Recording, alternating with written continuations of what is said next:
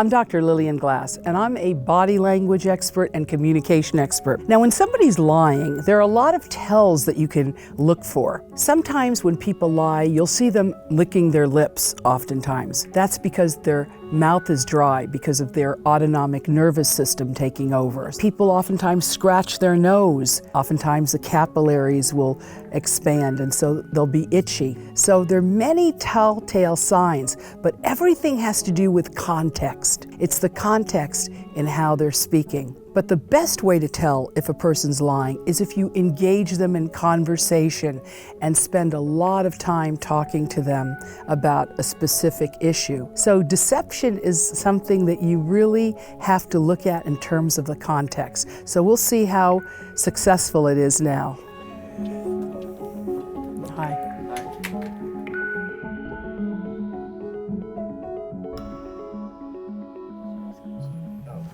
Okay. I'd like you to go first. Oh, perfect.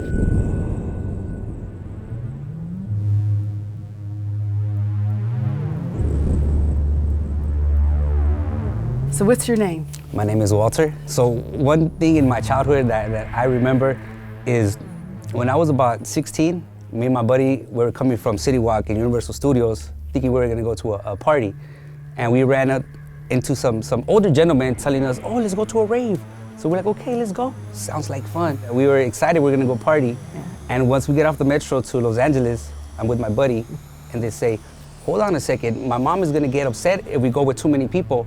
How about your friend waits for us at the gas station and you come with us so we won't go with too many people. And as we're walking, it's like, let's go down this way, let's go down the alley. And I'm 16 and I'm like, all right, cool, let's go. So we're going, and next thing you know, one of the gentlemen looks at me and tells me, you shouldn't have came. I'm like, what do you mean? What are you talking about? A few steps later, one of his buddies turns on me and pulls out a gun.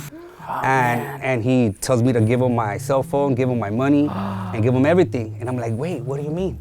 They're like, wait a minute, was your friend behind all this? No. My friend was with me. Okay. And they separated us, but we thought we were just gonna go to a party. Yeah, we thought we were gonna go party, it's gonna be cool, it's gonna be chill. Yeah, so when we get to the alley, there's no party. They pull out a gun and take all my things. And the funny part is that as I'm walking back, my buddy's all happy. He's like, hey, where's the party at? Where's it at? I'm like, he had no clue that was going on. He's like, dummy, we've been robbed.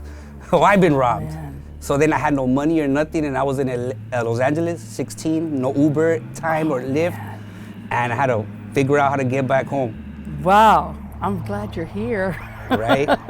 So if they ever invite me to a party and I don't know them, and they want me to separate from my buddies and walk down the alley, no. I think at my age, I'm gonna realize something's up. Hey, I think you're absolutely right. It was such a pleasure talking to you. Oh, the pleasure was all mine. Thank you, great, lovely man. Thank you. Thank you. I'm Blake. So tell me your story. Okay, so I was about 14 years old, and I was coming back from Hawaii with my family from just a vacation, and we were in a bar in LAX. We're sitting there, and this guy walks in with two other gentlemen. He's pretty tall. How tall? At the time, he was a lot taller than me. I would say he's probably like 6'1", 6'2", or whatever. How old are you, 14? I'm like 14 years old. So I look over, and I'm pretty sure it's Samuel L. Jackson.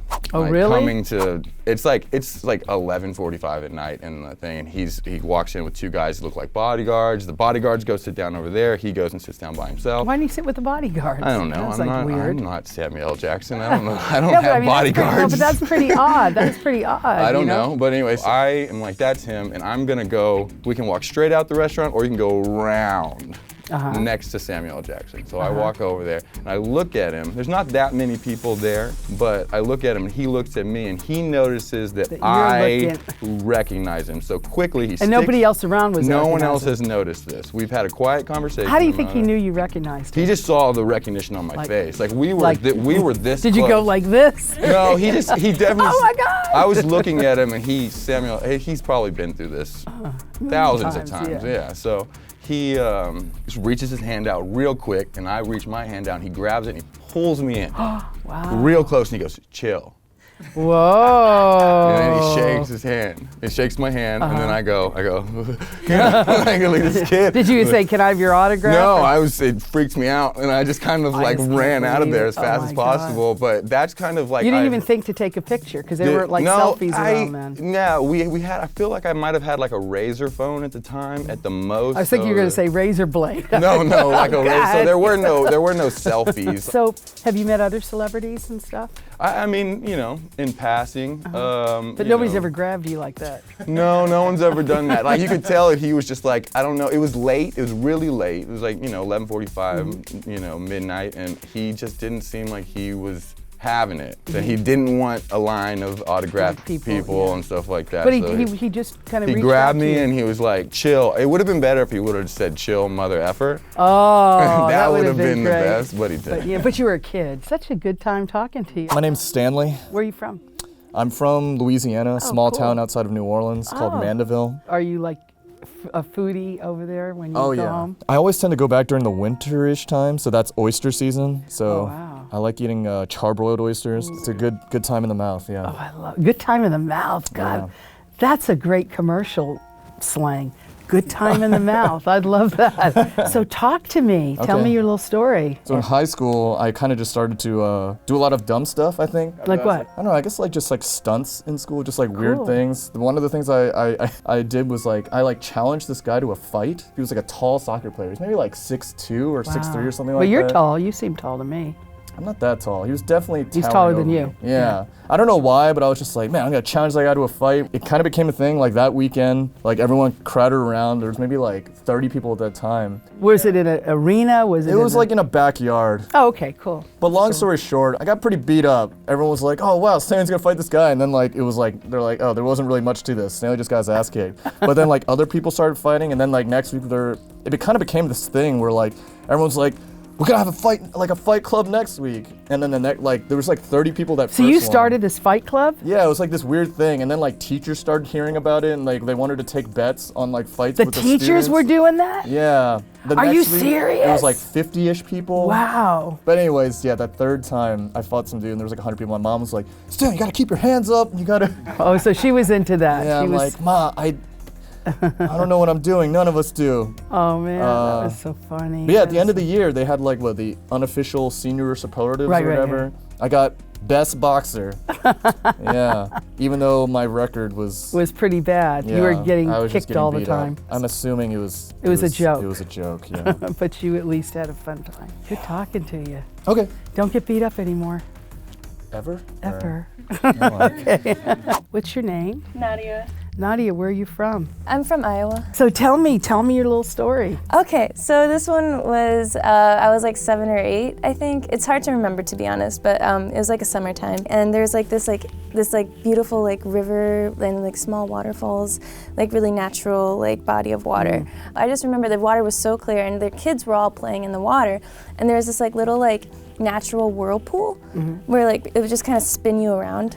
A little natural bit. whirlpool? Yeah. You could drain down there. Exactly. But the kids were dumb. We were all dumb. Oh my God. And we're all playing with it.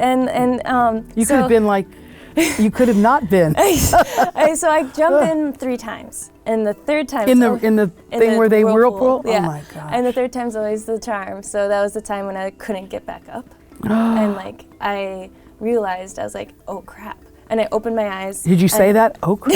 In my brain, I opened my eyes and I looked down. It's just black, and I looked. Did you feel your life pass in front of you? Yeah, I mean I was really young, so it was a really short life. Oh, but I remember my first thought was oh shit, I never even got to have a first kiss. Yeah. And then my second thought was, oh my poor mom. Yeah. No, this sucks. So then I worked I kicked as hard as I could, really, really, really hard, and then I somehow managed to get out of the Did anybody suction. help you?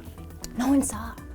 Wait a minute, you got out of the suction? Yeah, I got out and I climbed out and I swam away. And you were all alone in there? I was, because there were kids around and there were families and around. Nobody said, really oh knew. my God. Yeah, I went up to my friend Joe and I was like, I almost drowned. He's just like, yeah, that suction's really strong or whatever. He was just kind of nonchalant about it. And I was like, yeah, I'm not going back in there. Wow, that was like a near-death experience. Yeah, You wouldn't do that again Yeah, now. What if yeah. you had a kid and they wanted to jump in and do that? I'll have a leash around them. I won't be one of those parents. Oh, this is great talking to you. Thank Super, you. super. Thank you. First of all, I'm going to say this is Los Angeles. These are actors, many of them, and they're all great. So if I get it wrong, that was a great liar and they should get an Academy Award. Many of you were just very connected, and when I talked to you, you were very open, very receptive. There were very few stories you wouldn't believe. Most of them were very believable. My friend here, I think he certainly had a great story. He's a great actor. Actually, my name's Jiang, and I do speak English. He's a great communicator. You know, I found some inconsistencies in the story. And when you were talking, there were things that I found kind of non-credible. Like, I can't imagine a teacher being supportive of this. And if she is, there's something wrong here. So that kind of gave me a red flag. So that's my guess. Okay. You're the liar? I think you should get an Academy Award. I'm down. Hey. You're awesome. You are awesome. Let me tell you, I think you're a sociopath. I think you're a sociopath. We learned a lot here. Some lies work better when they have elements of truth, like this gentleman over here. So sometimes we can tell a story, and how we tell it can make a difference in terms of whether people believe you or not. So you have to be really careful and spend a lot of time with people and look for consistencies and look for various things. And sometimes you will see people that are such good liars. They're either great actors or they're sociopaths. So be careful.